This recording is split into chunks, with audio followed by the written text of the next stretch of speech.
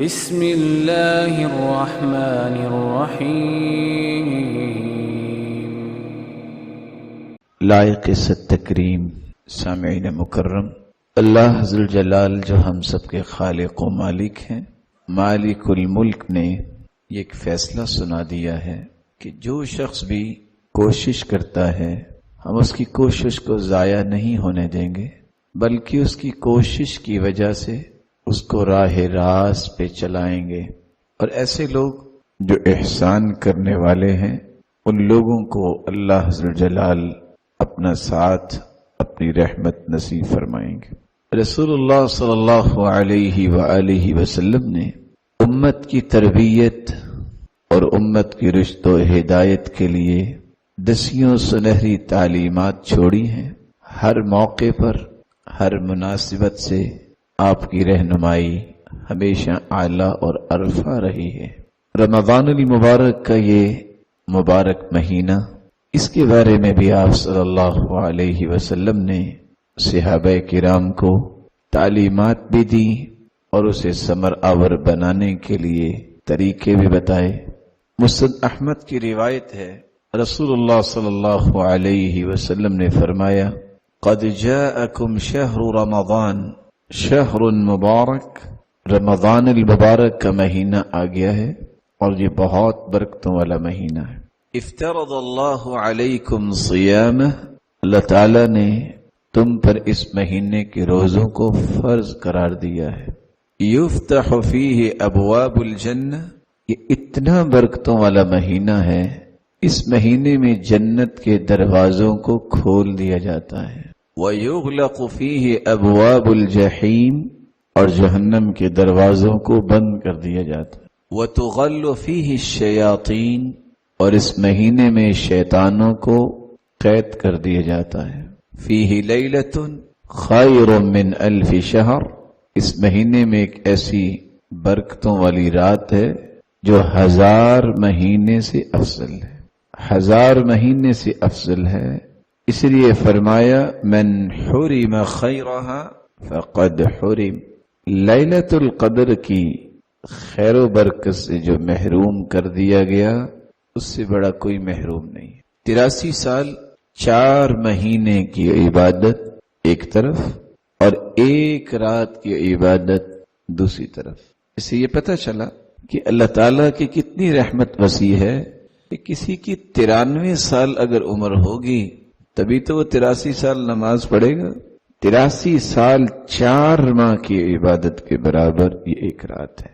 تو آپ صلی اللہ علیہ وآلہ وسلم نے رمضان المبارک کے متعلق جہاں خوشخبری سنائی، وہاں اس بات کی تاکید فرمائی کہ اس کی خیر اور برکت سے اپنے آپ کو محروم نہیں کرنا چاہیے۔ آج کی اس بزم میں ہماری گفتگو کا محور بھی یہی ایک نکتہ ہے، کیف نستقبل رمضان وکیف نستفید منہ، ہم رمضان المبارک کا استقبال کیسے کریں اور اس مبارک مہینے سے فائدہ کیسے لیں، اس کو ثمر آور کیسے بنائیں۔ رمضان المبارک کے استقبال اور اس سے فائدہ لینے کے لیے ہمیں چند اصولوں کو اور چند ضابطوں کو اپنے سامنے رکھنا چاہیے۔ آپ رمضان کی تیاری کرنا چاہتے ہیں یا آپ رمضان کے روزے رکھنا چاہتے ہیں یا قیام کرنا چاہتے ہیں، بلکہ زندگی کے جملہ معاملات کے اندر جس کو آپ اللہ کے ہاں عبادت کے طور پہ پہنچانا چاہتے ہیں، اس میں پہلا اصول یہ ہے، استقبال صحیح وہ کر سکتا ہے وہی رمضان المبارک کو ثمر آور بنا سکتا ہے جس کی نیت خالص ہوگی۔ خلوص نیت یہ ایک ایسا بنیادی مرحلہ ہے، سینکڑوں لوگ نیت کے اس دائرے میں ہار جاتے ہیں اور نیت جب تک وہ خالص نہیں کرتے، بہت بڑے اعمال کرنے کے باوجود بھی قبولیت سے بھی محروم رہتے ہیں اور اس عمل کی برکت سے بھی محروم رہتے ہیں۔ اس لیے تو سلف صالحین کہا کرتے تھے، تعلم النیہ فإنها ابلغ من العمل، نیت کو خالص کرنا سیکھو، یہ عمل سے بھی زیادہ وزنی عمل ہے۔ اور سچ کہا جس نے کہا مطرف ابن عبداللہ فرماتے ہیں صلاح القلب بصلاح العمل، دل اس وقت تک درست نہیں ہو سکتا جب تک انسان کا عمل درست نہیں ہوتا، وصلاح العمل بصحت النیہ، اور عمل کبھی بھی انسان کا درست نہیں ہو سکتا جب تک اس کی نیت خالص نہ ہو۔ بلکہ سلف صالحین رسول اللہ صلی اللہ علیہ وآلہ وسلم کی اس فرمان کی روشنی میں فرماتے ہیں جس میں آپ نے فرمایا انما الاعمال کالوعاء، اعمال کی نسبت اعمال انسان کے لیے برتن نما ہے، اذا طاب اسفلہ طاب اعلی، ایک برتن آپ کے پاس ہے، اگر اس برتن کو آپ نے اندر سے اچھی طرح صاف کیا ہے، جو کچھ بھی اس برتن میں ڈالیں گے صاف ستھری چیز ہی باہر آئے گی، وَإِذَا فَسُدَ أَسْفَلُهُ فَسُدَ أَعْلَى، اور اگر آپ نے برتن تو بڑا خوبصورت رکھا ہے لیکن اس کے اندر سے صفائی نہیں کی، آپ اس کے اندر صاف ستھرا پانی بھی ڈالیں گے وہ گدلا ہی نظر آئے۔ جب تک انسان کی نیت صحیح نہیں، اخلاص نہیں، رب کی رضا اور خوشنودی انسان کا مطمع نظر نہیں، اس وقت تک کوئی عمل بھی اس کے لیے نہ قابل قبول ہوتا ہے، نہ باعث برکت بنتا ہے، اور نہ ہی اس کے اندر ایسی روح اور کرنٹ ہوتا ہے جو کسی کو متاثر کرے۔ اسی لیے تو سلف صالحین کہا کرتے تھے مَتَّقَ اللَّهَ عَبْدٌ فَأَحَبَّ الشُّهْرَةَ، جس شخص کے اندر اخلاص نہیں، ساری زندگی سجدے کرتا رہے، وہ کبھی متقی نہیں بن سکتا۔ مَا صَدَقَ عَبْدٌ قَطْ فَأَحَبَّ الشُّهْرَةَ، جس بندے کی نیت میں شہرت کی حرص ہے، رب کی رضا مقصود نہیں ہے، یہ ساری زندگی صداقت اور عدالت کی زندگی اختیار نہیں۔ فضائل رحمہ اللہ جب ان کے بیٹے نے ان سے سوال کیا ابا جان ایک بات تو بتائیں، یا ابتی ما احلا کلام اصحاب رسول اللہ صلی اللہ علیہ وسلم، ابا جان ایک بات تو بتائیں کہ صحابہ کی باتوں میں لذت کتنی ہے، ان میں مٹھاس کتنی ہے، صحابہ کرام کی باتوں میں حلاوت کتنی ہے۔ فضیل ابن عیاض رحمہ اللہ فرماتے ہیں یا بنی او تدری لما حلا، بیٹے جانتے ہو کہ صحابہ کرام کی زبان سے نکلنے والے باتوں میں اللہ نے لذت کیوں رکھی؟ ابا جان یہی تو پوچھ۔ تو فضیل ابن عیاض رحمہ اللہ فرمانے لگے لأنہم ارادوا وجہ اللہ سبحانہ وتعالی، وہ جب بھی بات کرتے تھے اللہ کو راضی کرنے کے لیے کرتے تھے، اللہ عز و جلال نے ان کی زبان سے نکلنے والے کلمات میں لذت پیدا کر، اس وقت تک نہ تو کوئی عمل قبول ہوتا ہے نہ ہی کوئی عمل بابرکت بنتا ہے جب تک انسان کی نیت خالص نہ ہو جائے۔ اسی لیے اللہ عز و جلال قرآن مجید میں فرماتے ہیں الذي خلق الموت والحياة ليبلوكم أيكم أحسن عملا وهو العزيز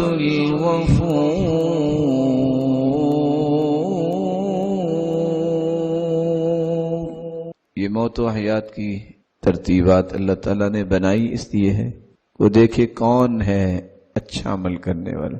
احسن عملا، فضیل ابن عیاض فرماتے ہیں احسن سے مراد ہے اخلصہ و اصوبہ، جب تک خالص عمل نہ ہو اللہ کے لیے وہ احسن نہیں ہو سکتا، جب تک وہ صائب یعنی سنت کے مطابق نہیں عمل، وہ عمل خوبصورت نہیں ہو سکتا۔ اس کا ترجمہ آج کل کی زبان میں ہم کرتے ہیں کہ ایکسیلنس کے درجے پہ جا کے کام کرنے والا احسانی کیفیت، لیبلوکم ایکم احسن عملا، کوئی بھی عمل احسان کے درجے پہ نہیں پہنچ سکتا جب تک اس کے اندر دو بنیادی تقاضے پورے نہ کیے جائیں، اخلاص اصوب، اخلاص خالص اللہ کے لیے، اصوب صحیح ترین جو اللہ کے رسول کا طریقہ تھا۔ موسیٰ بن معلہ بیان کرتے ہیں حذیفہ کہنے لگے مجھے یا موسیٰ ثلاث خصال اذا کن فیک، لم ينزل من السماء خير إلا كان لك فيه نصيب. سنو، 3 خصلتیں اپنے اندر پیدا کر لو، آسمان سے کوئی بھی خیر اور برکت نازل ہوگی اللہ تیرا حصہ ضرور رکھیں گے اس میں. پوچھا وہ کون سی؟ تو انہوں نے پہلا کام یہ بتایا، یکون عملک للہ عز وجل. کوئی بھی کام کرو صرف اللہ کو راضی کرنے کے لیے کیا کرو. اور صحیح الجامع کی روایت ہے، سلسلہ صحیحہ کی روایت ہے، رسول اللہ صلی اللہ علیہ وسلم نے اس لیے فرمایا، ان اللہ لا يقبل من العمل الا ما كان له خالصا وابتغي به وجهه. اللہ عز وجل صرف وہی عمل قبول کرتے ہیں جو خالص اسے راضی کرنے کے لیے کیا جائے. دوسرا کام اگر تم کر لو، آسمان سے نازل ہونے والی ہر خیر و برکت میں آپ کا بھی اللہ حصہ رکھیں گے. اور وہ کام کیا ہے؟ وَتُحِبُّ لِلنَّاسِ مَا تُحِبُّ لِنَفْسِكَ.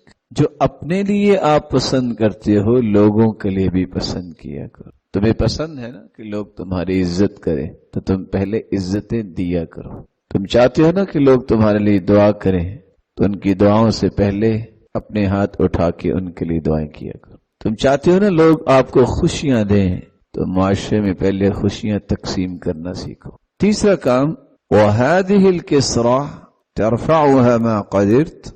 یہ روٹی کا ٹکڑا جو آپ کے پاس ہے، تیرے پاس اتنی ہی توفیق ہو، اس کو بھی تم اللہ کی رضا کے لیے دینا سیکھو. یہ 3 چیزیں جس شخص کے اندر آ جاتی ہیں، آسمان سے کوئی خیر اور برکت نازل نہیں ہوتی. اللہ تعالیٰ نے اس بندے کا حصہ خیر اور برکت کا ضرور رکھا ہوتا. عبداللہ ابن مسعود رضی اللہ تعالی عنہ سے مروی ہے، اور یہ روایت صحیح الجامع کی ہے 6766. آپ صلی اللہ علیہ وسلم نے فرمایا، ثلاث لا يغل علیہن قلب امرئ مسلم. 3 ایسی خصلتیں ہیں جس شخص کے اندر پیدا ہو جائیں اس کا دل خائن نہیں ہوتا، اس کے دل میں خیانت نہیں پیدا ہوگی. کون سے 3 خصلتیں؟ اخلاص العمل للہ، ہر عمل کو اللہ کی رضا کے لیے خالص کر لے. والنصح لأئمة المسلمین، اور وقت کے حکمران اور بادشاہ کے لیے خیر خواہی کرنا، اسے نصیحت کرنا. ولزوم جماعتہم، اور تیسرا کام جماعت کو لازم پکڑنا. فإن دعوتہم تحوط من وراءہم، ایسے لوگ جن کو اللہ تعالیٰ نے اتحاد اور اتفاق کی برکت عطا کی ہے، جن لوگوں کو اللہ نے صحیح منہج دیا ہے، وہ کہتے ہیں افتراق، اختلاف یہ بہت بڑی مصیبت ہے. ہاں کچھ ایسے بھی لوگ ہیں جو کہتے ہیں کہ امت کا اختلاف رحمت ہے، اختلاف امتی رحمہ، لیکن اسلام نے ہمیشہ اتفاق کی بات کی ہے، اختلاف کی بات نہیں. اختلافات کو تو مٹانے کی بات کی. ذاتی اختلافات میں اپنے آپ کو اس درجے پہ لاؤ کہ میں نے سلنڈر ہی کرنا ہے، یہی تو ایک عظمت. تو رسول اللہ صلی اللہ علیہ وآلہ وسلم نے جو پہلا عمل بتایا ہے کہ اس وقت تک انسان کا دل خیانت سے نہیں بچ سکتا جب تک 3 خصلتیں نہ آ جائیں. اخلاص العمل للہ، جب تک اس کا عمل خالص اللہ کے لیے نہیں ہوگا اس وقت تک اس کا دل بھی خیانت سے نہیں بچ سکے. بات کو سمجھانے کے لیے صرف چھوٹی سی گزارش، ایک لمحے کے لیے اپنے دل سے پوچھئے، ضرور پوچھئے کہ میرے دل میں کسی کے بارے میں بغض اور حسد، اور بغض اور حسد کے ساتھ ساتھ عداوت پیدا ہوتی ہے؟ اگر تو ایسی کیفیت طاری ہوتی ہے تو اس کا مطلب ہے کہ دل کی خیانت ختم نہیں ہوئی. اور اگر یہ صفائی ہو چکی ہے، اللہ تعالیٰ سب کے دلوں کی صفائی ایسی کر دے، تو اس کو خوش ہو جانا چاہیے کہ رب تعالیٰ نے اس انسان کو ایسا دل دیا ہے جس کے اندر خیانت نہیں آئے گی. تو اللہ عز و جلال ہم سب کو اس بات کی توفیق سے نوازے کہ ہم اپنی نیتوں کو خالص کرنے والے بن جائیں. طریقہ کیا ہے؟ آپ کوئی بھی عمل کرنا چاہتے ہیں تو آپ کو یہ دعا پڑھنی چاہیے، اللہم انی اعوذ بک ان اشرک بک شیئا وانا اعلم واستغفرک لما لا اعلم. اے اللہ میں ان گناہوں سے بھی تیری بخشش چاہتا ہوں جو میں نے کیے اور مجھے علم بھی ہے کہ میں نے کیے. اور ایسے گناہوں کی معافی بھی طلب کرتا ہوں جس کا مجھے علم نہیں ہے اور مجھ سے وہ سرزد ہو گئے۔ تو رمضان المبارک کا صحیح استقبال وہ کر سکتا ہے، صحیح اس سے فائدہ رمضان المبارک سے وہ لے سکتا ہے جس کی نیت خالص ہوگی۔ نیت کو خالص کر لینے کے بعد جو دوسرا عمل ہمیں کرنا ہے، جب کسی مہمان کے پاس جاتے ہیں تو تیاری کر کے جاتے ہیں، کسی سے میل ملاقات کرنی ہو تو اپنے آپ کو تیار کرتے ہیں۔ مسلمان کی سب سے خوبصورت تیاری یہ ہے کہ وہ اپنے گناہوں سے توبہ کر لے۔ آپ کے علم میں ہے کہ آپ کے سر پہ اگر 40 سے 50 kg رکھ دیا جائے اور آپ سے کہا جائے کہ تم دوڑ کے دکھاؤ اور پرفارمنس اچھی ہونی چاہیے، تو ایسا نہیں ہو سکتا۔ گناہوں کے بھی کچھ بوجھ ہوتے ہیں اور گناہوں کے بوجھ ان کے نیچے جو آ جاتا ہے وہ دب جاتا ہے۔ اپنے آپ سے گناہوں کے بوجھ ہلکے کرو، توبہ کیجئے۔ اللہ عز و جلال اس توبہ کی وجہ سے جہاں گناہوں کو معاف کریں گے وہاں تمہارے بوجھ بھی ہلکے کر دیں۔ لیکن یاد رکھیے گا، یہ اتنی کامن چیز ہے، توبہ ہر شخص کا مطالبہ ہے، خواہش ہے، تمنا ہے، لیکن جس طرح یہ سب کے لیے عام ہے، سب کو ہی سمجھنا چاہیے۔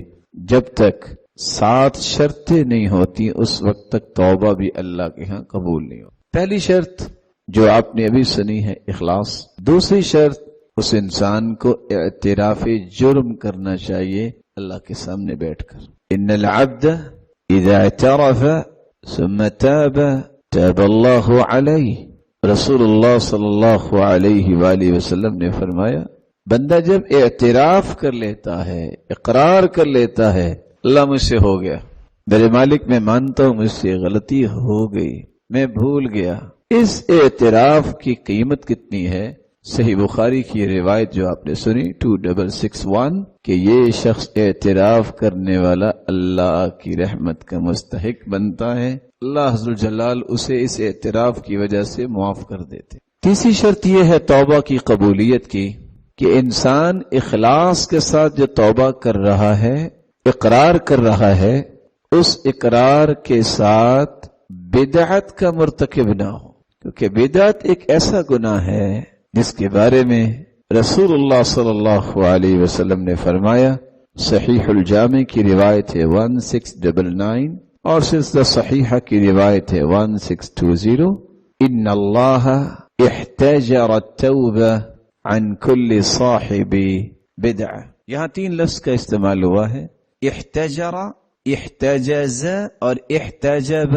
جو شخص بدعت کا مرتکب ہوتا ہے، بدعت کس کو کہتی ہیں؟ ہے الفعل المخالف لرسول اللہ صلی اللہ علیہ وسلم، ایسا کام، ایسا فعل، ایسی بات جو رسول اللہ صلی اللہ علیہ وسلم نے نہ کی ہے نہ کہی ہے، اس بات کو بطور دین بنا کے پیش کرنا یہ بدعت ہے۔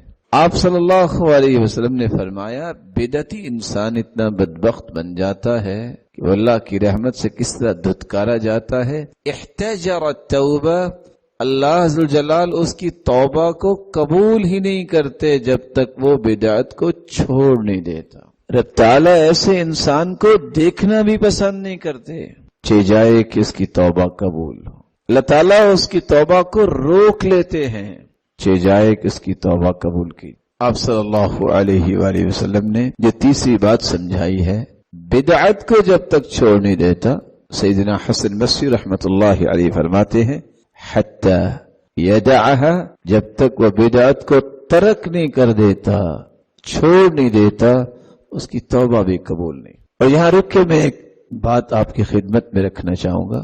آج 12 مہینے آپ ذرا چیک کیجئے کہ امت اسلامیہ کے کتنے سمجھدار لوگ، عقل مند لوگ، دانش مند لوگ اس باب کو نہ سمجھی کی وجہ سے فلفل نہیں کر سکے، اور ایک نہیں دسیوں اور سینکڑوں بدعات کی زنجیروں میں اپنے آپ کو جکڑ بیٹھے۔ میں صرف اشارہ کیے دیتا ہوں، رسول اللہ صلی اللہ علیہ وسلم پر قرآن نازل ہوا، آپ نے پورا قرآن امت کو دیا۔ رسول اللہ صلی اللہ علیہ وسلم پر اللہ تعالیٰ نے جو احکامات نازل کیا، آپ نے تمام کے تمام احکامات امت کو سکھا دیے۔ آپ کی زندگی میں کچھ 23 سال میں یہ مہینے بار بار آئے، 40 سال کے بعد تو آپ کو نبوت ملی، لیکن 23 سال کے عرصے میں آپ نے کسی ایک سال بھی صحابہ کو اکٹھا کیا ہو، کہ آج جو ہے نا وہ شب برات بھی ہے اور آج شب معراج بھی ہے، تو آج آپ کو اتنے نوافل پڑھنے چاہیے، آج آپ کو اتنے روزے رکھنے چاہیے صبح اٹھ کے، اور آپ کو یہ اعمال کرنے چاہیے۔ امت کو اس بات کا حکم نہیں دیا۔ بات وہی ہے کہ سوچنے والا آج بھی سوچتا ہے اور لاجک بھی یہ پیش کرتا ہے۔ نیکی ہے نا، اصل میں نیکی وہ ہے جس کو قرآن نے ڈیفائن کر دیا۔ نیکی وہ ہے جو محمد کریم نے پیش کر دی ہے، سمجھا دیا ہے۔ جس کا تذکرہ قرآن و حدیث میں نہیں ہے وہ نیکی نہیں بن سکتی، کیونکہ نیکی کا معیار اور پیمانہ ہی دو چیزیں ہیں۔ ترکت فیکم امرین لن تضلوا ما تمسکتم بہما کتاب اللہ و سنت رسولی۔ لوگوں میں تمہیں دو چیزیں چھوڑ کے جا رہا ہوں، ایک اللہ کا قرآن ہے اور ایک اس کے رسول کی سنت ہے۔ جب تک ان دونوں چیزوں کو تھامے رکھو گے تم کبھی گمراہ نہیں ہوگے۔ ایک بھائی محترم معزز مکرم اٹھتا ہے، دیکھیں جی قرآن کی تو آیت ہے۔ اللہ آپ کو سلامت رکھے میرے بھائی، یہ قرآن کی آیت کس پہ نازل ہوئی؟ محمد کریم پہ۔ سب سے پہلے کنہوں نے سنی؟ صحابہ کرام نے۔ یہ مفہوم ان کو سمجھ آیا جو آپ سمجھ بیٹھے؟ دیکھیں جی قرآن کہہ رہا ہے اِنَّا أَنزَلْنَاهُ فِي لَيْلَةٍ مُبَارَكَةٍ، ہم نے برکت والی رات میں قرآن اتارا ہے۔ فِيهَا يُفْرَقُ كُلُّ أَمْرٍ حَكِيمٍ۔ میرے معزز، میرے محتشم، قرآن کی آیت تو اپنے صحیح پڑھی ہے۔ جو مفہوم آپ نکالنے جا رہے ہیں کسی صحابی کو بھی سمجھ آیا؟ 1,44,000 صحابہ حجۃ الوداع کے موقع پہ تھے اور آپ نے سب کو مخاطب کر کے فرمایا الا هل قد بلغت، کیا میں نے پہنچا دیا؟ سب نے کہا کہ آپ نے اللہ کا دین ہمیں پہنچا دیا۔ پھر اللہ کے رسول نے اپنے رب کو بھی گواہ بنایا، اللہم اشہد فانی قد بلغت، اللہ گواہ رہنا میں نے سارا دین پہنچا دیا۔ نبی کریم صلی اللہ علیہ وسلم نے تو دین سارا پہنچا دیا۔ اگر تو اس دین کے اندر اس بات کا تذکرہ ہے کہ لوگوں کو یہ رخ دیا جائے کہ آپ نے یہ کرنا ہے اور آپ نے وہ کرنا ہے، تو پھر تو ماننا چاہیے۔ جو مانتا نہیں وہ تو مجرم بنے گا اللہ تعالیٰ کے ہاں۔ لیکن جس چیز کو دین نے پیش نہیں کیا اس کو اپنی تجرباتی زندگی کو دلیل بنا کر کے میرا ایکسپیرینس یہ کہتا ہے، میرے فلاں نے یہ کہا ہے، میرے علان نے یہ کہا ہے، اور یہ فلاں کتاب میں لکھا ہے۔ جس کتاب کا تذکرہ جو ہے کرتے وقت بھی سوچنا پڑتا ہے، اس کو کتاب حدیث کی کہیں، تاریخ کی کہیں، وجدان کی کہیں، حکمت کی کہیں، کیا کہیں، تو یہ ہمیشہ انسان اپنے آپ کو راہ راست سے دور رکھے گا جو قرآن و سنت سے اعراض کرتے ہوئے کسی اور چیز کو پیمانہ بناتا ہے۔ اب قرآن مجید نے یہ فیصلہ کر دیا ہے شہر رمضان الذی انزل فیہ القرآن، رمضان کا مہینہ وہ ہے جس میں قرآن کو نازل کیا گیا۔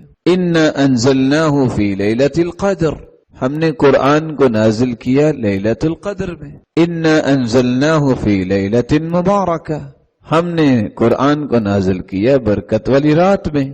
اب ان تینوں چیزوں کو جمع کیجیے۔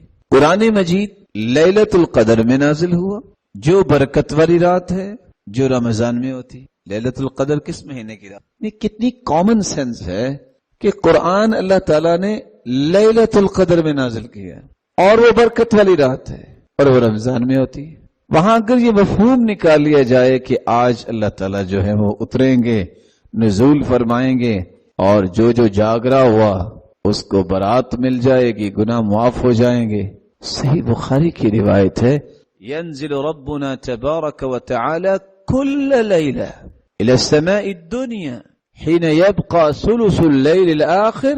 اللہ ذو جلال تو ہر رات جب تہائی حصہ رات کا رہ جاتا ہے آسمان دنیا کی طرف نزول فرمائے۔ صحیح بخاری کی روایت اور صحیح مسلم کی روایت بتا رہی ہے کہ اللہ ذو جلال ہر رات نزول فرماتے ہیں، اور یہاں ایک رات کی بات کو لے کے بیٹھ جاتے ہیں۔ میں نے صرف اشارہ کرنا چاہا ہے، حدث ولا حرج۔ اس طرح کے اعمال، اس طرح کی کہانیاں، اس طرح کی من گھڑت قصے امت کے اندر عام ہو گئے، نہیں عام ہوئی تو سنت عام نہیں ہوئی۔ اور سچ کہا کرتے تھے شیخ البانی رحمت اللہ علیہ کہ جب آپ سنت کو زندہ کریں گے بدعات ختم ہوں گی۔ جب آپ بدعات کو زندہ کریں گے، ایک نئی چیز پیدا کریں گے، اس کا اثر ہمیشہ یہ ہوگا لوگ سنتوں سے اعراض کریں گے۔ اور سلف صالحین نے سچ یہ بات کہی تھی اذا ابتدع الرجل، جب انسان بدعتی بن جاتا ہے تو اس کی سب سے پہلی نشانی یہ ہوتی ہے کہ اللہ ذوالجلال اس کے دل سے حدیث اور سنت کی لذت کھینچ لیتے. نزع من قلبه حلاوت الحدیث والسنہ. اس لیے جب بھی اس کے سامنے کوئی بات حدیث کی کریں گے کہ دیکھو بھائی یہ صحیح بخاری کی روایت، کہے گا چھوڑو اس کو. دیکھو بھائی یہ جامع ترمذی کی روایت، چھوڑو اسے. کیوں؟ نشانی پوری ہوگی. حدیث کی محبت، سنت کی محبت اس کے دل میں ہوتی ہے جس کے دل میں محمد کریم کی محبت. اللہ عز و جلال ہم سب کو بدعت سے محفوظ فرمائے.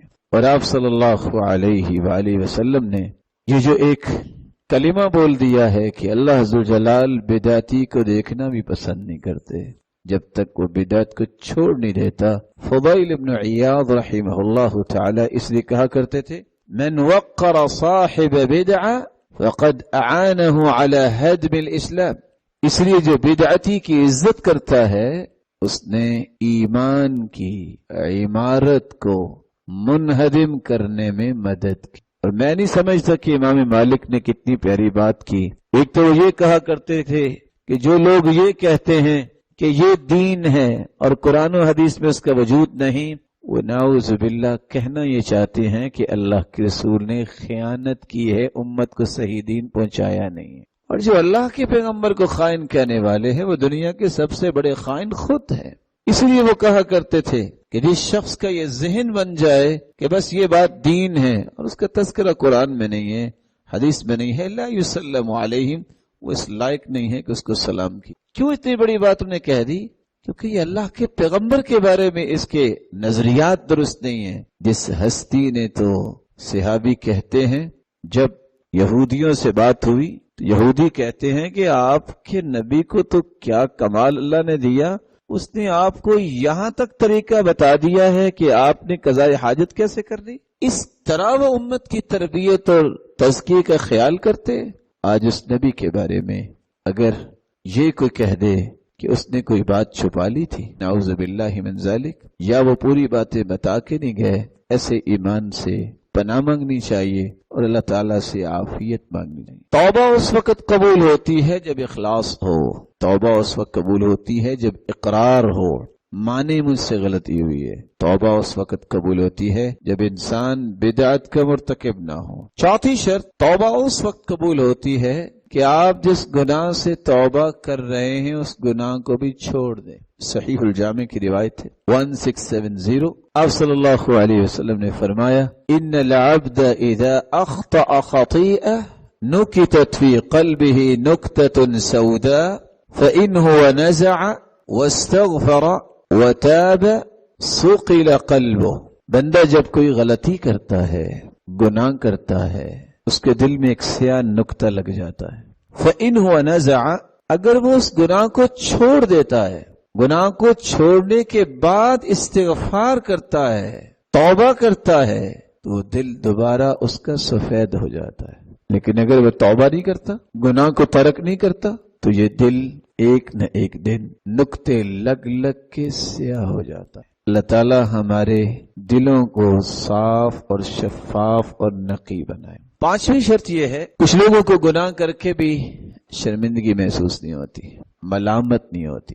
جب تک انسان اللہ کے سامنے شرمندہ نہیں ہوتا اس وقت تک اس کی توبہ قبول نہیں ہوتی. رسول اللہ صلی اللہ علیہ وآلہ وسلم نے فرمایا، صحیح الجامع کی روایت ہے 6802، الندم توبہ، شرمندگی توبہ ہی تو ہے. فإن التوبة من الذنب الندم والاستغفار. گناہ سے توبہ اس وقت ہوتی ہے جب انسان شرمندگی کا اظہار کرے اور پھر اس کے ساتھ استغفار کرے. رسول اللہ صلی اللہ علیہ وآلہ وسلم کے لائے ہوئے دین سے ہمیں پتہ چلتا ہے توبہ کی قبولیت کے لیے چھٹی شرط یہ ہے عزم مصمم کرنا. ایک شخص نماز پڑھتا نہیں تھا، دعا کرتے اللہ میں نماز پڑھوں گا، نماز پھر بھی نہیں پڑھتا، اس بیچارے کو توبہ کا کیا فائدہ ہو. ایک شخص کی عادت ہے جھوٹ بولنا، وہ توبہ بھی کر رہا ہے، جھوٹ پھر بھی بول رہا ہے، اس کی کیا توبہ ہوگی. ایک شخص کا کام ہے گالی دینا، کہتا ہے اچھا میں توبہ کرتا ہوں آئندہ گالی نہیں دوں گا، اور وہ ہاتھ ابھی نیچے کرتا ہی نہیں ہے اور ساتھ ہی گالی دینا شروع ہو جاتا ہے، اس کی کیا توبہ ہوگی. اسی لیے سلف صالحین کہا کرتے تھے استغفارنا یحتاج الی استغفار، ہمارا استغفار بھی کسی استغفار کا محتاج بن گیا ہے، اور ایسے استغفار کی ضرورت ہے الذی یصادف قلبہ، جس کا دل پہ اثر ہو۔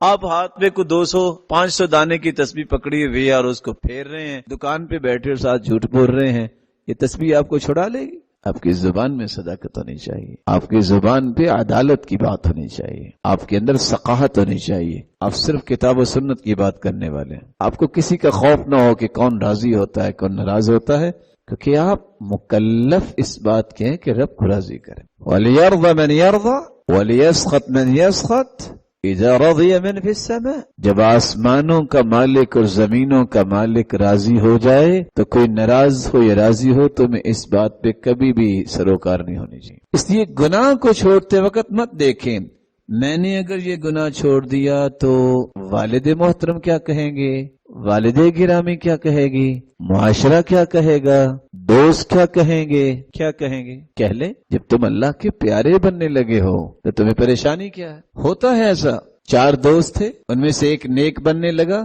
اللہ نے اس کو پسند کر لیا، اس کی نیت اچھی ہو گئی، اس نے کوشش شروع کر دی، اب وہ نمازی بن گیا، تو دوسرے پتا کیا کہتے ہیں، انسیتا، بھول گئے ہو، اکٹھے ہی تو ہم شرابیں پیتے تھے، اکٹھے ہی تو ہم جوا کھیلتے تھے، اب تم اکیلے ہی بن گئے ہو اتنے۔ یہ تانے، یہ باتیں برداشت وہ کرتا ہے جس کو اللہ نے دل دیا، اور لیکن ان باتوں کے سامنے اپنے آپ کو گرا دیتا ہے جو دنیا کے چند تانے تو برداشت نہیں کر سکتا لیکن قبر کے عذاب کو اپنے سینے سے لگا لیتا ہے۔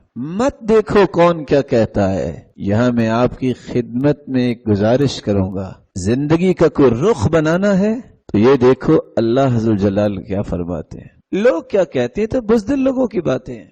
سیدنا عمر رضی اللہ تعالیٰ عنہ جابیہ فتح کرنے جا رہے تھے مصر، جب قریب پہنچے تو سیدنا عمر کی باری تھی پیدل چلنا اور غلام سواری پہ سوار تھا، تھکاوٹ سے جوتی ہاتھ میں پکڑی اور آخر کندھے پہ رکھ لی، تو صحابی کہنے لگے جو ساتھ تھے مسلمانوں کے آپ خلیفہ ہیں تو لوگ کیا کہیں گے، ان کے پاس پروٹوکول نہیں ہے اور کوئی ٹریڈیشنز نہیں ہے ان کی، یہ کیسے چل رہے ہیں؟ سیدنا عمر چلتے چلتے رک گئے، کہتے ہیں آپ کا مقام دین میں بڑا ہے، اگر تم نہ ہوتے تو میں مار مار کے تمہیں عبرت بنا دیتا، تم اس بات سے ڈر رہے ہو کہ لوگ کیا کہیں گے؟ اِنَّا كُنَّا أَذَلَّ قَوْمٍ فَأَعَزَّنَا اللَّهُ بِالْإِسْلَامِ، جانتے ہو ہم تو ذلیل ترین قوم تھے اسلام سے پہلے، ایک پتھر دیکھنا اس کے سامنے سجدہ کر دینا، تھوڑا سا بڑا پتھر نظر آنا اس کو چھوڑ کے نیا رب بنا لینا، اپنی ہی بکری کا دودھ دھو لینا پتھر پہ اس کے سامنے سجدہ کر لینا۔ ہمیں تو اللہ نے عزت اسلام کی وجہ سے دی۔ فَمَهْمَا نَطْلُبُ الْعِزَّ بِغَيْرِ مَا أَعَزَّنَا اللَّهُ بِهِ أَذَلَّنَا اللَّهُ، دین کو چھوڑ کے اگر ہم نے کسی اور طریقے سے عزت چاہی تو اللہ دوبارہ ذلیل کرنے پر بھی قادر ہے۔ یہ تاریخی جملہ سیدنا عمر کا یاد رہنا چاہیے، لوگ کیا کہیں گے کہہ لیں۔ اور امام شافعی کا قول میں آپ کی خدمت میں پیش کیے دیتا ہوں، وہ کہا کرتے تھے من اراد ان یسلم من کلام الناس فهو مجنون، جس شخص کی یہ خواہش پیدا ہو جائے کہ لوگ اس کے بارے میں کوئی بات نہ کریں یہ دیوانہ ہے، یہ مجنون ہے۔ پوچھنے والے نے پوچھا امام محترم آپ نے اتنی بڑی بات کر دی کہ مجنون کیسے ہے؟ کہتے ہیں لأنہم قالوا عن اللہ ثالث ثلاثہ، لوگوں نے تو اللہ کو بھی ایک نہیں ماننا، وہ کہتے ہیں ان اللہ ثالث ثلاثہ، وہ تو اللہ بھی 3 مانتے ہیں، وہ تو اللہ کے بارے میں زبان نہیں انہوں نے روکی۔ وعن رسولہ مجنون، اور اللہ کے رسول کو دیوانہ کہہ دیا تو تم کون ہو جس کو لوگ چھوڑیں گے؟ اس لیے لوگوں کی باتوں میں مت آئیے۔ لا تکونوا امعا، لائی لگ مت بنو، وطنوا انفسکم، اپنا کوئی گھر بناؤ، وطن بناؤ۔ اور مومن کا وطن کیا ہے؟ میرے رب نے کیا فرمایا، اور میرے رب نے پوری کائنات سے اعلی اور ارفع اور اسما ہستی پیدا کی محمد کریم، اس نے کر کے کیا دکھایا؟ یہ 2 ایسے میزان ہیں، مقیاس ہیں، پیمانے ہیں جس پہ اپنے اعمال کو انسان وزن کرتا ہے اور تولتا ہے، کبھی زندگی میں ڈی ٹریک نہیں ہوتا۔ اس لیے عزم مصمم جب تک نہیں کرتا اس کی توبہ قبول نہیں ہوتی۔ اس لیے سے مت توبہ کرو چلو ابھی توبہ کر لیتا ہوں، شام کو پھر ہم نے وہی کام کرنا ہے، یہ توبہ نہیں ہوتی۔ التوبہ ایسی توبہ بعدم اقلاع عن الذنب توبۃ الکذابین، جو گناہ چھوڑتا نہیں ہے اور گناہ کی نیت کر کے توبہ کرتا ہے، چلو پھر گناہ کروں گا، یہ جھوٹے لوگوں کی توبہ ہے، یہ سچے لوگوں کی توبہ نہیں۔ اللہ ذوالجلال قرآن مجید میں اسی بات کو بیان کرتے ہیں، والذین اذا فعلوا فاحشة او ظلموا انفسهم ذکروا اللہ فاستغفروا لذنوبهم ومن يغفر الذنوب إلا الله ولم يصروا على ما فعلوا وهم يعلمون۔ والذین اذا فعلوا فاحشہ، جو لوگ کسی بھی فحاشی کے ارتکاب کر بیٹھتے ہیں، او ظلموا انفسہم، یا انہوں نے اپنی جانوں پہ ظلم کر لی، ذکر اللہ، انہیں رب یاد آ جاتا ہے، فاستغفروا لذنوبہم، اور اپنے گناہوں کی بخشش طلب کرتے ہیں اپنے رب سے، ومن یغفر الذنوب الا اللہ، اور ان کا یہ ذہن ہے، یقین ہے کہ اللہ کے سوا کوئی گناہ معاف کرنے والا نہیں، ولم یصروا علی ما فعلوا، جو انہوں نے گناہ کیا اس پہ اصرار نہیں کر، وہم یعلمون، اور وہ جانتے ہیں، ایسے لوگوں کو اللہ معاف کر دیتے ہیں۔ ساتویں شرط، توبہ قبول ہوتی ہے موت کی غرغراہٹ سے پہلے۔ دستور ہے اللہ تعالیٰ کا، جب انسان کی موت آنی ہوتی ہے تو آپ نے دیکھا ہوگا کہ اچانک سے انسان کی نظر کسی ایک جگہ پہ ٹک جاتی ہے، عین الملک، اس کا فرشتہ نظر آ جاتا ہے، وَإِذَا بَلَغَتِ الْحُلْقُومِ، جب روح نکل کے ہنسلی تک آ جاتی ہے، موت کی غرغراہٹ اور سختی جب طاری ہوتی ہے، پھر وہ کچھ بولتا ہے لیکن سمجھ نہیں آتا کیا بول رہا ہے، وَالْتَفَّتِ السَّاقُ بِالسَّاقِ، اور پنڈلی پہ پنڈلی چڑھ جاتی ہے۔ یہ ایسا وقت ہے جس وقت میں کی گئی توبہ قبول نہیں۔ رسول اللہ صلی اللہ علیہ وسلم نے فرمایا، ان اللہ يقبل توبة العبد ما لم يغرغر وما لم يغرغل، اللہ تعالیٰ توبہ تو قبول کرتے ہیں لیکن کب؟ موت کی غرغراہٹ سے پہلے۔ صحیح الجامع کی یہ روایت ہے 1904، موت کی سختی جب شروع ہو جائے پھر توبہ فائدہ نہیں دیتی، اس سے پہلے پہلے توبہ کرنی چاہیے۔ حدیث کے الفاظ ہے، ان للتوبة بابا عرض ما بین مصراعی کما بین المشرق والمغرب، توبہ کا اللہ تعالیٰ نے ایک ایسا دروازہ بنایا ہے جس کی چوڑائی اتنی ہے جتنی مشرق و مغرب کے درمیان ہے، لا یغلق حتی تطلع الشمس من مغربها، صحیح الجامع کی یہ روایت 2077، یہ دروازہ اس وقت تک کھلا ہے جب تک سورج مغرب سے طلوع نہیں ہو جاتا، لیکن موت کی سختی آ جانے سے پہلے پہلے توبہ ہوگی تو قبول ہوگی۔ بصورت دیگر فرعون کا قصہ آپ کے سامنے ہے، کس طرح اس کو اپنے عہدے اور منصب پہ ناز تھا، کس طرح وہ دلائل وہ دیتا تھا جو آج کی دنیا بھی دیتی ہے، انا ربکم الاعلی، میں تمہارا رب، وَهَذِهِ الْأَنْهَارُ تَجْرِي مِن تَحْتِي، اس کی لاجک دیکھیے گا، تو مجھے نہیں مانتے رب، دیکھو میرے گھر کے نیچے سے نہریں جاری ہیں۔ اور دوسری دلیل اس نے کیا پیش کی؟ جو آج بھی دیندار طبقے کے بارے میں دانش مند اپنی دانش مندی کی دلیلیں پیش کریں۔ فرعون نے کہا تھا، ام انا خیر من هذا الذي هو مہین ولا يكاد يبین، لوگوں یہ بتاؤ میں اچھا ہوں کہ موسیٰ اچھا ہے علیہ السلام، اس کا تو وقار ہی کو نہیں، اس کی تو عزت ہی کو نہیں، ولا يكاد يبین، اس کے پاس تو کانفیڈنس نہیں، تو بات ہی نہیں کر سکتا۔ سیم وہی سینیریو جو اس وقت فرعون کی گردن میں جو اس وقت بل تھا وہ آج بھی دنیا کے اندر موجود ہے۔ اور بات کیا کریں گے؟ اس کو تو بات کرنے نہیں آتی، بات کرنا یہ حق کی دلیل نہیں، حق کی دلیل ہے قرآن کی موافقت، حدیث کی موافقت۔ تو یہ 7 شرطیں جب انسان کی ہوں پوری ہو جائیں تو اس کی توبہ قبول ہوتی ہے۔ طریقہ کیا ہے؟ بات آئی ہے تو میں آپ کی خدمت میں پیش کر دوں۔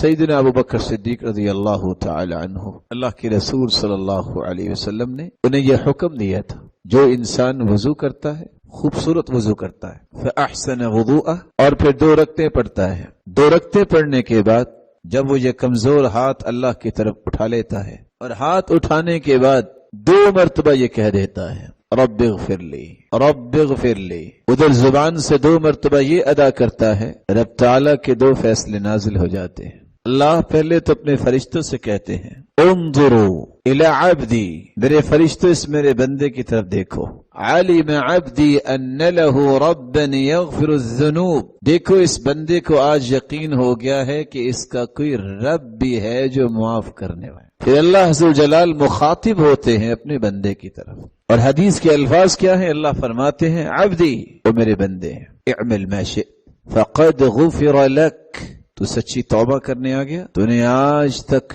جو کچھ بھی کیا ہے میں تجھے معاف کرتا ہوں۔ اللہ تعالیٰ کی رحمت اتنی وسیع ہے، 2 رکعتوں کے بعد انسان زندگی کے گناہوں سے پاک صاف ہو سکتا ہے، لیکن شرط وہی ہے دوبارہ کی خواہش نہ کرے۔ انسان ہے بھول جاتا ہے، اللہ کی رضا کے لیے توبہ کرے، اپنی عقل کا پیمانہ استعمال نہ کرے، شرمندگی کا اظہار کرے، عزم مصمم کرے، اپنے گناہوں کا اعتراف کرے، اللہ مجھ سے ہو گیا، میں نے جان بوجھ کے کیا یا مجھ سے بھول سے ہو گیا۔ جب تک ان شرائط کا خیال نہیں کرتا اس کی توبہ قبول نہیں ہوتی۔ اور آپ یہ جانتے ہیں کہ یہ پہلا رمضان نہیں، ایسے 10 رمضان آئے اور رحمتیں لوٹنے والوں نے لوٹی اور محرومیاں لوٹنے والوں نے بھی محرومیوں کے ساتھ ہی سفر کیا۔ آج وقت ہے، آئیے یہاں سے اٹھنے سے پہلے اللہ سے عہد کریں، اللہ ہم سب کو معاف فرمائے اور ہمیں توبہ کرنے کی توفیق عطا فرمائے، اور یہ دعا کیا کرے اللہم انی اسألک توبۃ نصوح قبل الموت، اے اللہ پختہ توبہ کرنے کی توفیق عطا فرما اس سے پہلے کہ مجھے موت آ جائے۔ فرعون کتنی بڑی باتیں کرنے والا تھا، جب اس نے دیکھا نا کہ یہ قوم اس کو لے کے موسیٰ نکلے ہیں، اچھا میں دیکھتا ہوں۔ موسیٰ علیہ السلام کے ہاتھ میں کیا ٹیکنالوجی تھی؟ ہاتھ میں ایک لاٹھی ہے۔ مومن کا اعتماد اللہ پہ ہوتا ہے، اور جس کے ایمان میں کمی ہوتی ہے اسے بہت ساری چیزوں پہ اعتماد کرنا پڑتا ہے، کیونکہ مومن کو یقین ہوتا ہے کہ اللہ شر سے بھی خیر نکالنے پہ قادر ہے۔ وہ اتنا بڑا بادشاہ ہے کہ ایک ہی قمیض ہے جس کا تذکرہ 3 مرتبہ سورہ یوسف میں آیا ہے، قمیض ہی آئی تھی کہ سیدنا یعقوب کی آنکھوں کی روشنی ختم ہوگی رو رو کے اپنے بیٹے کے فراق میں۔ وہ قمیض ہی تھی جو دوبارہ بنیامین سے یوسف نے لے کے بھجوائی تھی کہ میرے باپ کے پاس قمیض لے جاؤ، فرتد بصیرا، وہی قمیض آئی تو اللہ نے دوبارہ آنکھیں دے دی تھی۔ وہ قمیض ہی تھی جس سے یہ فیصلہ کیا گیا کہ یوسف سچا ہے کہ عزیز مصر کی بیوی سچی ہے۔ فیصلہ ہو گیا کہ قمیض اگر پچھلی طرف سے پھٹی ہے تو بلا شبہ یوسف سچے ہیں، اور اگر اگلی طرف سے پھٹی ہے تو پھر یوسف سچے نہیں ہیں۔ اور اس قمیض سے اللہ تعالیٰ نے ایک ہی صورت میں 3 باتیں پیش کی ہیں۔ وہ بہت بڑا بادشاہ ہے۔ اللہ تعالیٰ نے صرف حکم دیا ہے فَاضْرِبْ بِعَصَاكَ الْبَحْرَ، موسیٰ یہ تم چھڑی لگاؤ۔ کیا کیمیکلز لگے تھے اس کو، کیا اس کے اندر ٹیکنالوجی تھی؟ ایک مرتبہ چھڑی لگانے سے کتنے راستے بنے تھے؟ یہ 12 راستے کیسے بنے؟ دنیا کی کون سی سائنس اس کو ڈیفائن کرے گی؟ ادھر کا پانی ادھر کھڑا ہے، ادھر کا پانی ادھر کھڑا ہے، اور راستے بن گئے اور قوم گزر گئی۔ کافر یہ سمجھتا ہے کہ یہ جو چیز وہ گزر سکتے ہیں تو ہم کیوں نہیں گزر سکتے؟ فرعون بھی پیچھے۔ اللہ نے وہاں فرشتوں کو نہیں بھیجا، اللہ نے کوئی لشکر نہیں بھیجا، اللہ نے کوئی فوج نہیں بھیجی، اللہ تعالیٰ نے صرف پانی کا حکم دیا ہے کہ جاری ہو جائے۔ کیا ہوا؟ پوری قوم لیڈر سمیت کدھر گئی؟ پانی کا لقمہ بن گئی۔ جب اسے سمجھ آئی کہ آج تو لگتا ہے موت ہی آنے لگی ہے، پھر کہتا ہے، قرآن مجید نے اس کا نقشہ کھینچا ہے، آمنت انہ لا الہ الا الذی آمنت به بنو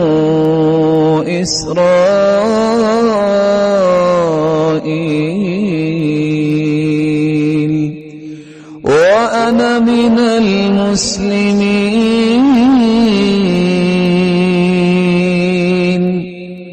اللہ میں بھی اس پہ ایمان لایا جس رب پہ بنو اسرائیل ایمان لاتے، لیکن وقت گزر چکا تھا، وقت گزر چکا تھا، آواز پہنچی۔ روایت بتاتی ہے صوت غیر معروف من عبد غیر معروف، آواز تو آئی ہے لیکن کوئی آواز پہچانی نہیں گئی، بندے کی بھی کوئی پہچان نہیں، کیونکہ اس سے پہلے اس کی آواز آئی نہیں تھی۔ ساتھ ہی اللہ نے فرشتہ بھیجا جس نے تہ میں جا کے مٹی نکالی اور فرعون کے منہ میں دے دی، اور ساتھ ہی اللہ نے حکم کیا دیا،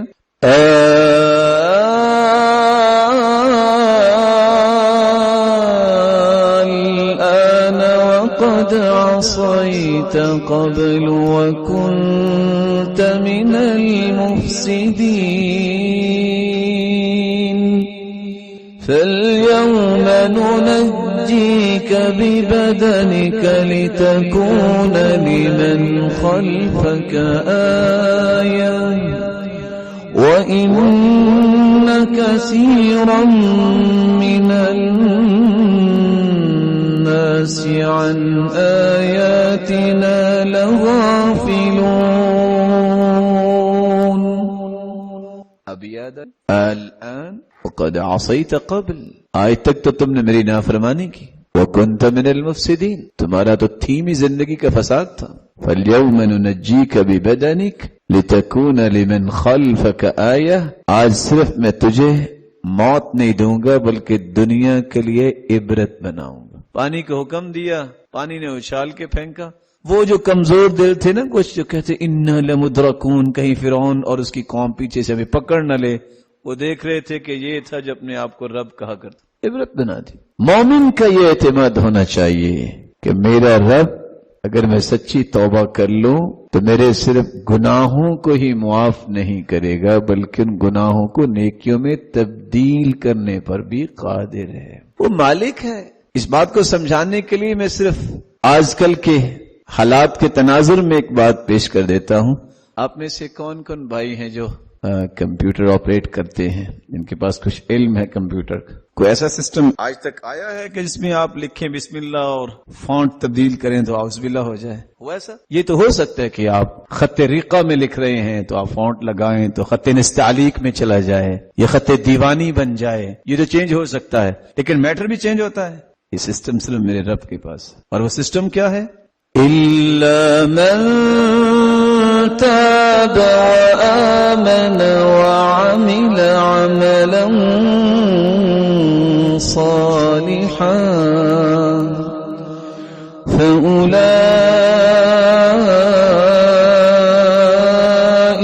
يُبَدِّلُ اللَّهُ سَيِّئَاتِهِمْ حَسَنَاتٍ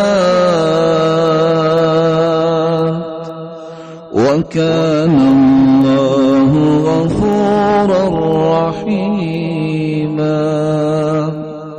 جو توبہ کر لیتا ہے پھر عمل صالح کی طرف پیش قدمی کرتا ہے، اللہ تعالیٰ اس کے گناہوں کو بھی نیکیوں میں تبدیل کر دیتے ہیں، اور وہ بہت بخشنے والا ہے۔